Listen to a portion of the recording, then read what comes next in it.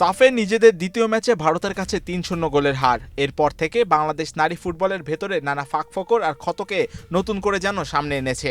বিগত দুটি সাফে ভারতকে দাপটের সাথে হারালেও ৭ বছর পর চির প্রতিদ্বন্দ্বীদের কাছে এই হার হ্যাটট্রিক শিরোপার মিশনে বাংলাদেশের জন্য ছিল এক বড় ধাক্কা।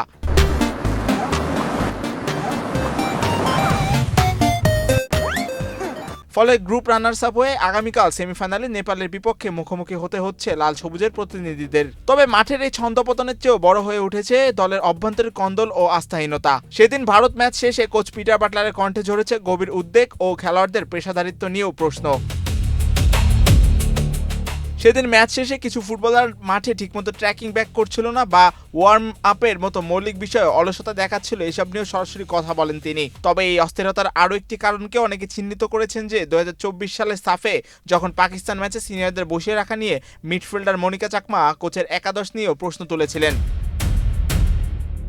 পরবর্তীতে বাটলারের বিরুদ্ধে মানসিক হয়রানি ও বিভাজন তৈরিতে লিখিত অভিযোগ করেছিলেন ১৮ জন সিনিয়র ফুটবলার। বাফুফের হস্তক্ষেপে পরিস্থিতি শান্ত হলেও সেই পুরনো ক্ষত এবার ভারত ম্যাচে আবারও সংক্রমিত হয়েছিল। গোলকিপার কোচ মাসুদ আহমেদও অকপটে স্বীকার করেছেন দল পরিকল্পনা অনুযায়ী খেলতে ব্যর্থ হয়েছে। অথচ ২০২২ ও ২০২৪ সাফে অজেয় থাকা এই দলটি এখন চরম মানসিক বিপর্যয়ে পড়েছে। প্রথম ম্যাচে মালদ্বীপকে ৪-২ গোলে হারালেও চেনা ছন্দ দেখা যায়নি মনিকা ঋতুপর্ণাদের। ২২ বছর বয়সী তারকা মনিকা চাকমা এখন মাঠের পারফরমেন্সের চেয়ে কোচের ফিটনেস ও পেশাদারিত্বের প্রশ্নমানে বেশি জর্জরিত।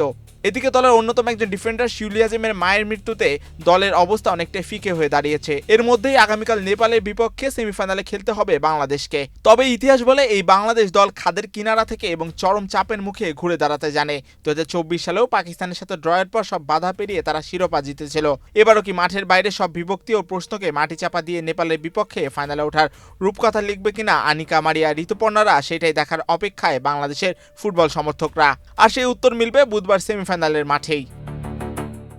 মাহিউজ্জামান, বাংলাদেশ প্রতিদিন।